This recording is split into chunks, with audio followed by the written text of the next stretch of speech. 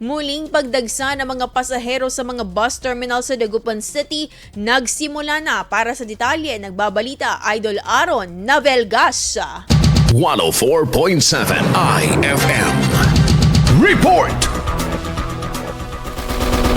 Nagsimula ng muli ang pagdagsan ng mga pasahero sa mga bus terminal sa Dagupan City kasabay ng tuloy-tuloy na operasyon ng mga biyahe pagkatapos ng selebrasyon ng bagong taon.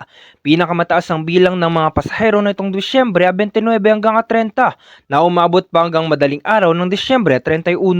Karamihan sa mga bumiyahe ay mga umuwi mula sa Metro Manila at Baguio City habang marami rin ang paakyat ng Baguio City para magbakasyon at bumisita.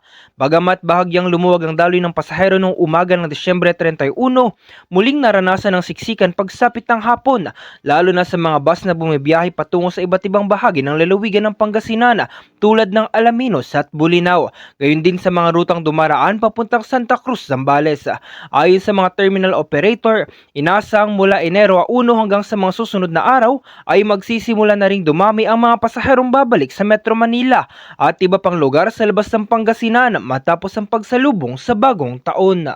Ngayon ngang Enero 1, 2026 at sa mga susunod pang araw ay inaasahan na ng mga bus terminal sa Dagupan City ang muling pagdagsa ng mga pasahero na babalik sa kanilang mga lugar sa Metro Manila at sa iba pang lugar sa labas ng Pangasinan.